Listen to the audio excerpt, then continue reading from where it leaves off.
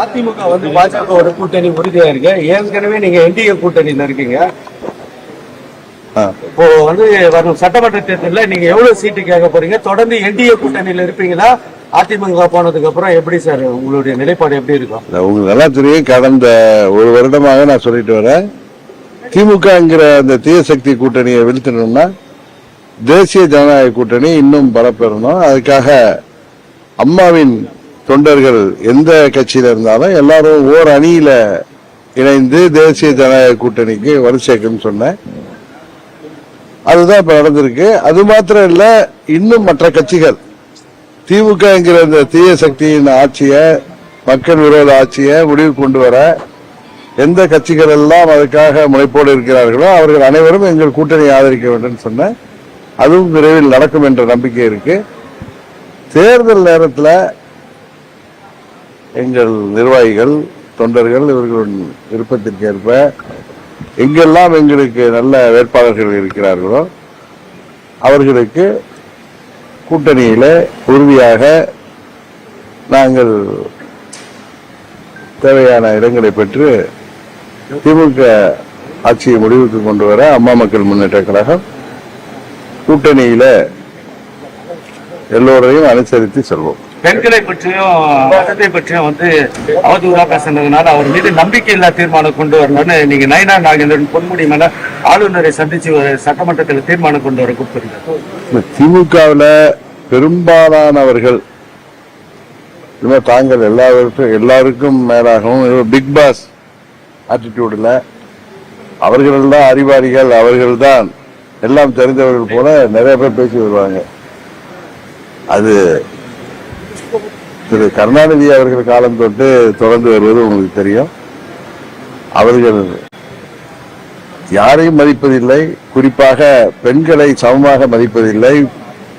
பெண்களை சிலேடையாக அவர்கள் எப்படியெல்லாம் பேசுவார்கள், அந்த தமிழ் புலமை வைத்து என்று உங்களுக்கு தெரியும். திரு கருணாநிதி அவர்கள் காலத்திலிருந்து அவர் சட்டமன்றத்தில் அப்பொழுது எதிர்கட்சி தலைவராக இருந்த மறைந்த காங்கிரஸ் கட்சியின் தலைவர் அவர்களை எல்லாம் எப்படியெல்லாம் பேசினார் என்பது உங்களுக்கு தெரியும். அதுபோல அம்மா அவர்களை சட்டமன்றத்தில் எப்படி எல்லாரும் அடித்து துன்புறுத்தினார்கள் என்பது தெரியும். அவர்களுக்கு வரும் தேர்தலிலே தமிழ்நாட்டிலே உள்ள தாய்மார்களும் தமிழ்நாட்டிலே உள்ள அனைத்து தரப்பு மக்களும் அவர்களுக்கு சரியான பாடம் புகட்டுவார்கள் என்பது உறுதியாகி வருகிறது. தமிழகத்தில் தொடர்ந்து படுகொலைகள் நடைபெற்று வருது. அதுக்கான குற்றவாளிகளை கைது செய்யறதை விட்டு என்கவுண்டர் என்ற ஒரு ஆயுதத்தை காவல்துறை கையில இருக்குது. இந்த மனித உரிமை மீறலை எப்படி நீங்க பாக்குறீங்க சார்? கைது பண்றது தானே, கைது பண்ணி தண்டனை வாங்கி கொடுக்கணும். ஆனா என்கவுண்டர் ஒரு தீர்வாயிடுமா சார்? சில நேரங்கள்ல சில குற்றவாளிகள் அல்லது குற்றம் சாட்டப்பட்டவர்கள் காவல்துறையே தாக்குகின்ற பொழுது அவர்கள் தற்காப்புக்காக இது போன்ற நடவடிக்கை ஈடுபடுகின்ற சூழ்நிலை ஏற்படுகிறது. அதை நான் நியாயப்படுத்தவில்லை. அதே நேரத்தில் காவல்துறை தனது கடமையை செய்ய வேண்டும், அதே மனித உரிமை மீறல் இல்லாமல் செய்ய வேண்டும் என்பது எல்லோருடைய எதிர்பார்ப்பு. பாஜகவோட கூட்டணியே சேர மாட்டேன் நானு அப்படின்னு பகிரங்கமா அறிவிச்ச எடப்பாடி பழனிசாமி இப்பொழுது வந்து பாஜகவோட கை கோத்திருக்கிறாரு.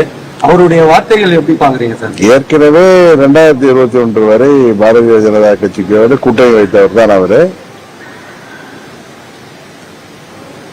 அரசியல்ல சில சூழ்நிலையில அது போன்று உணர்ச்சி வசப்பட்டு பேசுவதை எல்லாம் திரும்ப பெற்று கூட்டணிக்கு வர வேண்டிய யதார்த்தம் தமிழ்நாட்டு மக்களின் நலனை கருதி, கட்சியின் நலனை கருதி பல தலைவர்கள் எடுக்க வேண்டிய கட்டாயம் ஏற்பட்டிருக்கிறது. அதை போல்தான் இதை பார்க்கணும். மேடம் சசிகலாவையும் OPS ஐயாவையும் அதிமுகவுக்குள்ள சேர்க்கிறத பத்தி அமித்ஷா நேரடியாவே சொல்றாரு. அதிமுக உள்கட்சி விவகாரங்கள்ல தலையிட எப்பொழுதுமே எந்த ஒரு கட்சியும் அடுத்த கட்சியோட உள்கட்சி விவகாரத்துல தலையிட மாட்டார்கள், தலையிட முடியாது, தலையிடக்கூடாது என்பதுதான் ஜனநாயகத்துல ஒரு சரியான நடைமுறையா இருக்கு. அதுதான் திரு மாண்புமிகு அமித்ஷா அவர்கள் சொல்லியிருக்கிறார். இல்ல, திரு பன்னீர்செல்வம் அவர்கள் ஏற்கனவே 24 தேர்தலில், பாராளுமன்ற தேர்தலில் மோடி அவர்கள் வெற்றி பெற வேண்டும், மோடி அவர்கள் மீண்டும் பிரதமராவது அவசியம் என்பதற்காக அந்த கூட்டணியில இருப்பவர். அதனால திரு அமித்ஷா அவர்கள் பன்னீர்செல்வம் அவர்களை கைவிட்டு விட்டார் என்று அதாவது பொருள்பட நினைத்தால் அது நயினார் நாகேந்திரன் அவர்கள் கிளியரா அதுக்கு பதில் சொல்லியிருக்கார். தமிழ்நாடு பாரதிய ஜனதா கட்சியின் தலைவர் நண்பர் நயினார் நாகேந்திரன் உங்க கேள்விகளுக்கு எல்லாம் பதில் சொல்லிட்டாரு.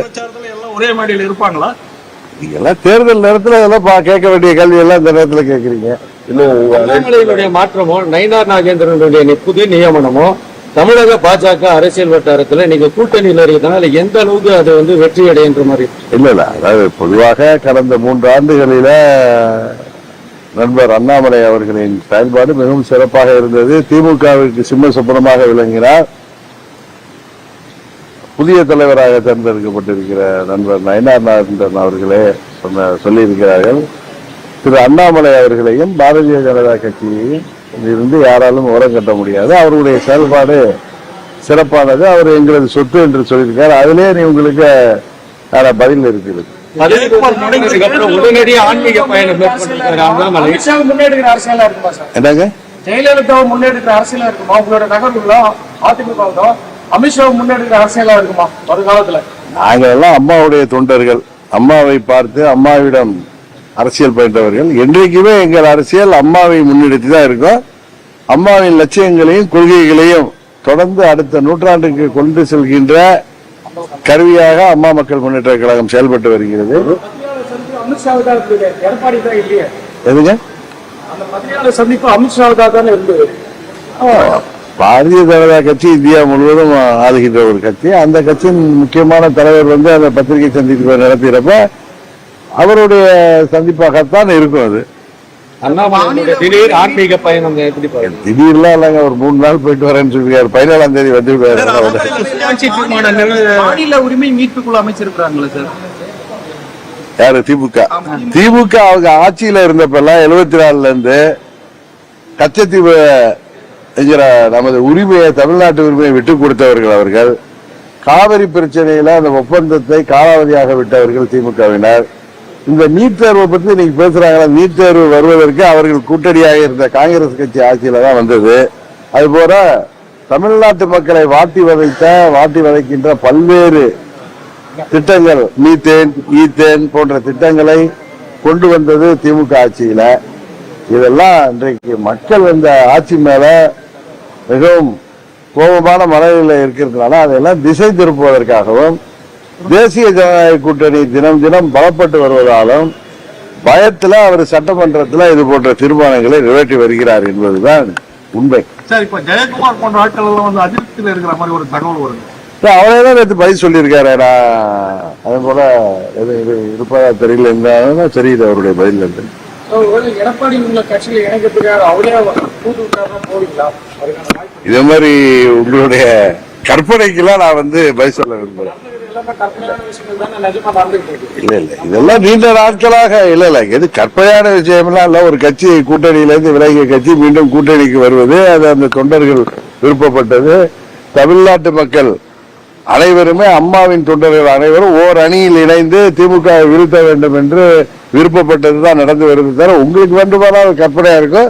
நீங்க இப்ப கேட்ட கேள்வியை தான் நான் கற்பனை, இது போன்ற அனுமானங்களுக்கெல்லாம் நான் பதில் சொல்ல முடியாது. ரோகி எடப்பாடி கையில அதிமுக இருக்கிற வரைக்கும் அவர் வீழ்ச்சி அடையும் சொல்லிட்டு நீங்களே ஒரு பேட்டியில சொல்லியிருக்கீங்க. ஆமா, இப்போ தற்போதைய அவர் அந்த கட்சி அழிந்து விடாமல் காப்பாற்றுகின்ற முயற்சியாக இன்றைக்கு தேசிய ஜனநாயக கூட்டணியில வந்திருக்காரு. அதையும் நம்ம தானே சொல்ல முடியும். நான் தொடர்ந்து மாவட்ட செயலாளர் இல்லையா தலைவர். இப்ப நீங்க வேலூர் மாவட்டத்தை சொல்றீங்க, அது எங்களது மண்டல பொறுப்பாளர் பார்த்திபன் நல்ல அனுபவம் உள்ளவர். அம்மா அவர்கள் காலத்தில் இருந்து அவர்கள் குடும்பமே புரட்சி தலைவர் காலத்தில் இருந்து நமது இயக்கத்திற்காக பாடுபடுவார். அவரே அந்த மாவட்டத்தில் பொறுப்பெடுத்து பார்க்கிறார். அதெல்லாம் வெறும் அதாவது நம்ம ஊர்ல எல்லாம் பொதுவா ஆஞ்சியோகிராம் எடுத்தாங்கன்னா ஒண்ணு என்ன நினைப்பாங்க, ஒண்ணு நெஞ்சு வலி இருக்கு, இல்ல நெஞ்சு வலி வந்திருக்கணும், இல்லாட்டி ஏதாவது இதயத்துல ஏதாவது ஹார்ட் ப்ராப்ளம் இருக்குன்னு நினைப்பாங்க. ரெண்டுமே இல்ல. ரெண்டு வராம இருப்பதற்காக முன்னெச்சரிக்கையாக நான் போய் ஆஞ்சியோகிராம் எடுத்தேன். கடவுள் கிருபையாலும் உங்களுடைய வாழ்த்துக்களாலும் 100% எனது இதயம் நன்றாக இருக்குதுன்னு அப்போலோ டாக்டர்கள் எனக்கு அன்றைக்கு ஆஞ்சியோகிராம் பார்த்து சொல்லியிருக்காங்க. அதான் நான் உடனே கிளம்பி இங்கெல்லாம் வந்திருக்கேன். இல்ல அது அவர்களுக்குள்ளார அது திரு அன்புமணி அவர்கள் தான் இன்னைக்கு வெளிப்படையா பேட்டியில சொல்லியிருக்காங்களா, நாங்க எங்க கட்சி பிரச்சனை நாங்களே பேசி தீர்த்துக்குவோம்னு. இது மாதிரி ஒரு கட்சியில இது மாதிரி சில சமயங்கள்ல சில சலசலப்புகள் வரும், அதை அவர்களே பேசி அந்த கட்சியின் நலன் கருதி அவர்கள் தமிழ்நாட்டு நலன் கருதி அவர்கள் அவரை அதை சரி செய்வார்கள்.